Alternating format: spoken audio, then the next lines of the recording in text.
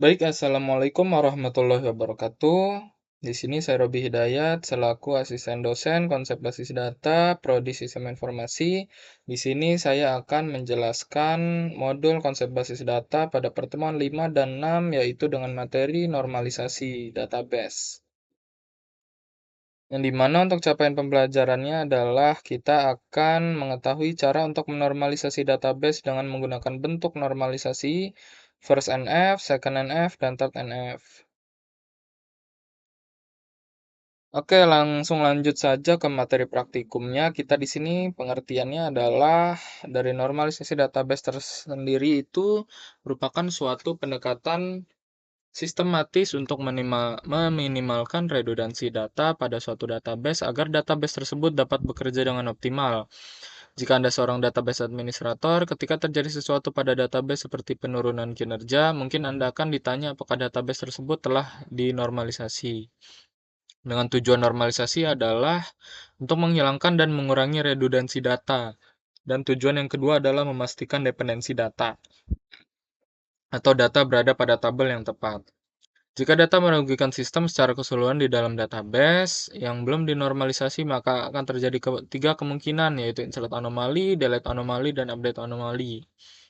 Yang dimana insert anomali situasi di mana tidak memungkinkan memasukkan beberapa jenis data secara langsung di database. Delete anomali, penghapusan data yang tidak sesuai dengan yang diharapkan, artinya data yang harusnya tidak terhapus mungkin ikut terhapus. Update anomali, situasi di mana nilai yang diubah menyebabkan inkonsistensi database. Dalam artian data yang diubah tidak sesuai dengan yang diperintahkan atau yang diinginkan. Kita langsung saja lanjut ke contoh data yang belum dinormalisasi ya.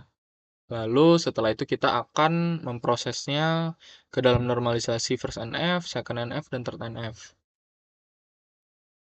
Di sini kita bisa melihat ada contoh data yang belum dinormalisasi, yang dimana contoh data yang belum dinormalisasi itu kita bisa melihat pada value-nya ya, itu double, matematika, fisika, Budi, Ani gitu. Jadi Reza ini memiliki banyak value-nya pada atributnya. Dari itu ini adalah contoh tabel yang belum ternormalisasi. Tabel berikut mungkin mudah dibaca manusia tetapi tidak mudah dibaca sistem, di mana untuk check rule-nya adalah nama atribut harus unik. Tidak boleh ada nama atribut yang double. Dan tidak ada repeating group, adanya baris yang di-merge. Apa aja sih Kak contoh-contoh untuk atribut double, nilai double, dan baris yang di-merge? Yang dimana untuk atribut double-nya itu kita bisa melihat di sini atribut double. Di sini kan atribut hanya 1, 2, 3, 4 gitu ya. Tapi di sini untuk nilai dari atribut mata kuliah dan atribut dosen ini ada yang double. Jadi untuk contoh kalau atribut double itu atributnya yang didabelkan. Jadi ada mata kuliah 1, mata kuliah 2.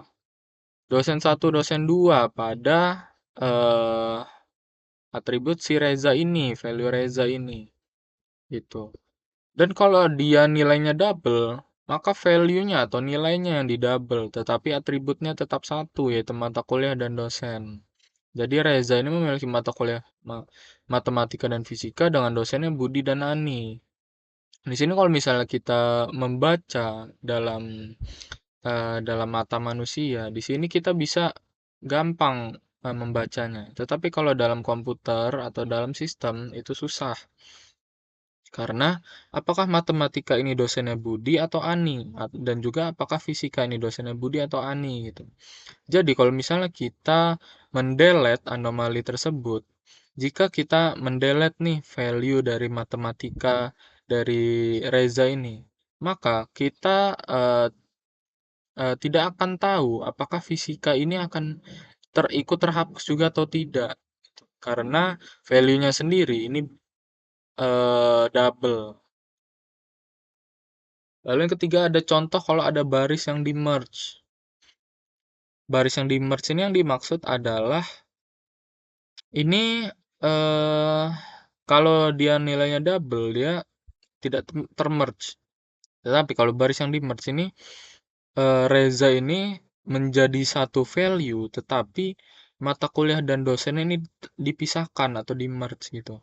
Yang dimana ini akan menimbulkan redundansi data juga, yang dimana kalau kita mendelete anomali itu jika kita ingin sama seperti nilai yang double, jika kita ingin menghapus matematika, maka fisika juga akan ikut terhapus gitu. Maka bagaimana cara yang harus kita lakukan adalah kita harus menormalisasi datanya. Nah, di sini kita akan masuk ke dalam tahap satu, yaitu first normal form, yang dimana first normal form ini adalah kita harus menghilangkan atribut multi-value-nya. Gitu. Di sini sudah ada contoh dari first NF, yang dimana data mahasiswa dipecah berdasarkan tiap mata kuliah dan dosen yang mengajarnya. Kalau sebelumnya dalam satu baris ada beberapa matkul dan dosen, sekarang setiap baris hanya memuat satu matkul dan satu dosen. Tapi data mahasiswa dan mata kuliah masih berulang, yang bikin data ini belum efisien secara terstruktur.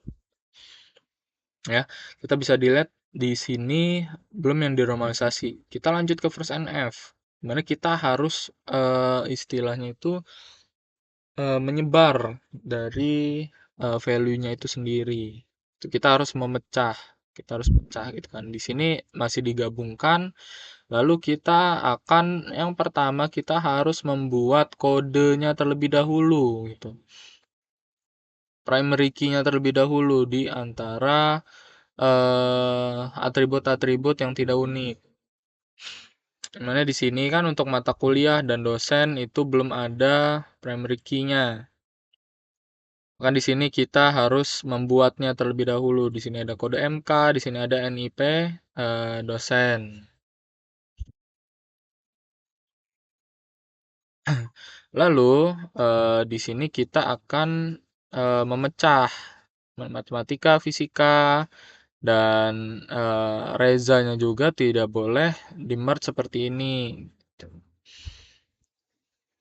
Dengan NIM yang sama, nama mahasiswa yang sama, kode MK, begitu juga dengan Sarinya, Andre-nya, dan lain-lain. Jadi tidak ada yang namanya double, baik dalam atribut yang double, nilai yang double, maupun baris yang di-merge. Gitu. Jika sudah seperti ini, maka first NF itu sudah memenuhi syarat. Tetapi mata kuliahnya masih berulang, matematika gitu, yang bikin data ini belum efisien secara struktur. Maka dari itu kita akan langsung lanjut ke dalam tahap kedua, yaitu second NF, yang dimana kita harus menghilangkan partial dependensinya. Tapi itu jika ada. Mana tujuan second NF-nya adalah memisahkan data menjadi entitas utama yang berdiri sendiri, lalu hubungkan mereka dengan relasi. Syaratnya sudah memenuhi first NF, tidak ada partial dependency atau kolom non-primer tergantung hanya sebagai dari primary key gabungan. Semua atribut yang bukan primary key hanya boleh bergantung functional dependency pada atribut primary key. Jadi, ciri-ciri yang tabel yang sudah second NF adalah data dikelompokkan berdasarkan entitas, misal mahasiswa mata kuliah. Relasi antar data dikelola dalam tabel terpisah. Sini contoh tabel first NF ya, sama ya. Maka dari itu kita harus lanjut ke tahap second NF, yaitu dilakukan pemisahan tabel berdasarkan ketergantungan terhadap primary key. Cek setiap atribut yang ada, apakah bergantung pada project code dan employee number. Jika bergantung kepada kedua primary key, maka tetap di tabel utama. Jika hanya bergantung pada salah satu, pisahkan dan buat tabel baru. Kenapa butuh second NF? Misalnya primary key-nya gabungan NIM plus kode MK. Kolom seperti nama mahasiswa yang sebenarnya hanya bergantung ke NIM, bukan ke gabungan. Ini membuat boros dan redundan. Kita lanjut saja ke contoh second NF-nya ya.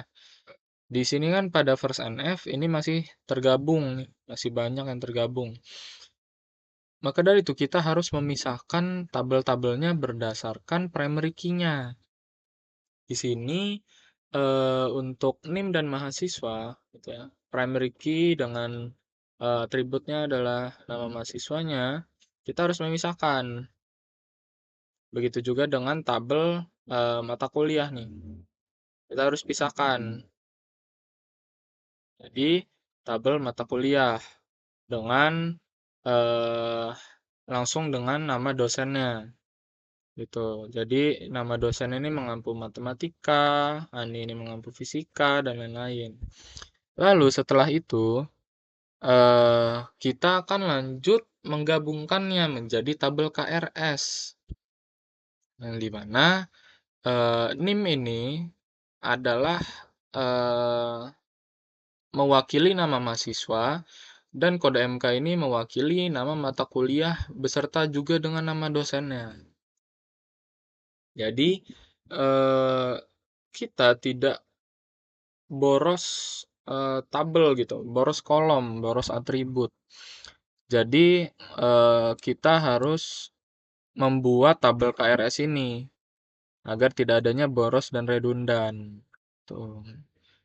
Yang dimana jika kita ingin melihat tabel mahasiswa bisa di sini, tabel mata kuliah di sini, dan kita relasikan menjadi seperti ini. Kita hanya memakai primary key-nya saja dari masing-masing tabel, baik dari mahasiswa dan mata kuliah. Itu jadilah tabel KRS ini, dan jadilah normalisasi pada second NF. Nih penjelasannya. Tabel KRS berisi relasi murni antara mahasiswa dan mata kuliah. Benar ya. Dia murni berelasi dari mahasiswa dan mata kuliah, murni dari primary key. Semua kolom non-primer tergantung sepenuhnya pada key mereka, NIM di mahasiswa, kode MK di mata kuliah. Non-primer yang dimaksud adalah nama mahasiswa, nama mata kuliah, juga dengan nama dosen. Jadinya kita hanya bergantung pada primary key-nya saja. Yang dimana partial dependensinya hilang. Partial yang dependensi yang dimaksud adalah itu non-primer yang tergantung. Jadi kita hanya membutuhkan yang pentingnya saja. Tetapi ini masih pada second NF, di mana ini masih setengah perjalanan. Kita harus menormalisasi lagi, yaitu kita harus masuk ke tahap 3 third NF, hilangkan transitive dependency. Di mana normalisasi database dalam bentuk third NF bertujuan untuk menghilangkan seluruh atribut atau field yang tidak berhubungan dengan primary key. Bentuk normal third NF terpenuhi jika telah memenuhi bentuk second NF. Dan jika tidak ada atribut non-primary key yang memiliki ketergantungan terhadap atribut non-primary key yang lainnya. No transitive dependencies. Contoh transitive dependency itu apa sih? Gitu. Jadi di tabel mata kuliah, ini masih ada kode MK, NIP dosen, dan nama dosen. Berarti nama dosen tergantung ke NIP dosen, bukan langsung ke kode MK. Itu dia masih ada ketergantungan di NIP dosennya nih. Dia belum langsung ke kode MK untuk nama dosennya sendiri. Jadi bagaimana solusinya? Kita akan memindahkan nama dosen ke tabel terpisah lagi gitu. Yang dimana kita harus menghubungkan melalui foreign key NIP dosen. Nah, bisa kita lihat nih, ini adalah hasil akhir dari normalisasi database. Kita lihat pada second NF, tabel mata kuliah ini masih ada nama dosen dan NIP dosen. Dia masih bergantung kepada tabel mata kuliah.